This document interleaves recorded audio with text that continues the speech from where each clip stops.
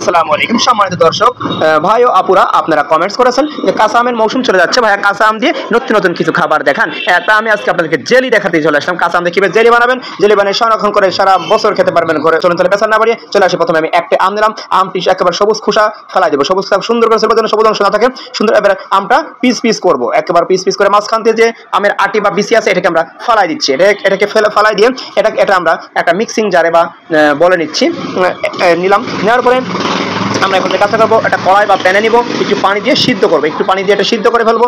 অবশ্যই এখানে মিডিয়াম থেকে হাই ফ্লেম দেবেন। এরপর যে কাজ করবো সাবুদানা, আমরা সাবুদানা একটু পানি দিলাম, একটু পানি দিয়ে লো ফ্লেমে হিট দিব। লো ফ্লেমে হিট পানি একটু বেশি পরিমাণে দিব। লো ফ্লেমে হিট দেখা যাচ্ছে ঘন হয়ে যাচ্ছে। এখন আমরা যে কাজটা করবো, এটা নামাই নিয়ে আমরা ছাঁকনির সাহায্যে সেঁকে নিব। মানে যে জেলি এই যে ইসের সাবুদানার পানি অংশটা নিচে নামবে, ওইটা দিয়ে আমরা কাজ করবো আর উপর অংশটা রেখে দেবো। এরপর যে কাজটা যে আমটা আমরা সিদ্ধ করেছিলাম ওই আমটা ব্লেন্ডারে দিব এবং ওই পানি সাবুদানার কিছু অংশ পানি দিচ্ছে আর কিছু অংশ রেখে দিব। এবার এটা ব্লেন্ডিং করে নিলাম। ব্লেন্ডিং করে নিলে দেখেন কি তকতকে হয়েছে। এটা আবার চাকনি দিয়ে সেঁকে নিব। চাকনি দিয়ে সেঁকে নিয়ে দেখেন কীভাবে একেবারে তকতকে জেলি হয়েছে। তকতকে জেলি উপরের অবশ্যই আটি এবং তো উপরের আটিযুক্ত অংশ বা আটযুক্ত অংশটাকে সেপারেট করে রেখে দিলাম। ওই অংশটা একটু দিলাম। দেওয়ার পরে পুরোটা মিশ্রণটাকে আমরা নেড়ে চেড়ে নিচ্ছি। নেড়ে চেড়ে নিয়ে আমরা একেবারে সুন্দর করে মিশ্রণ করে নিলাম। ওখানে আমরা এটাকে খাওয়ার উপযোগী হয়েছে। রুটি, ব্রেড, পাউরুটির উপরে দিয়ে এটা খাইতে কিন্তু দুর্দান্ত স্বাদ হবে। এবং কাঁচা আমের ফ্লেভারে কোনো ফ্লেভার কিন্তু ইউজ করি, আপনারা তাহলে ফ্লেভার ইউজ করতে পারেন। আমার কোনো ফ্লেভার ইউজ করা প্রয়োজন হয়নি।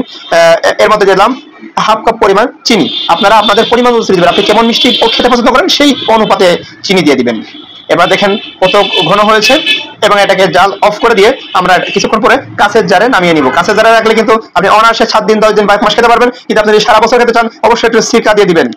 সারা বছর খাওয়ার জন্য অবশ্যই সিরকা দিয়ে রাখলে সারা বছরই খেতে পারবেন। এটা সংরক্ষণ করে ডিপ ফ্রিজে রেখে দিবেন সারা বছর খাওয়ার জন্য।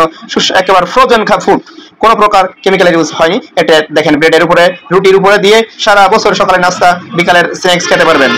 অবশ্যই এই ভিডিও থেকে একটু ভালো লাগলে আপনার লাইক অথবা লাভ রিয়েক্ট দিবেন, আর ভালো না লাগলে হা রিয়েক্ট দিবেন।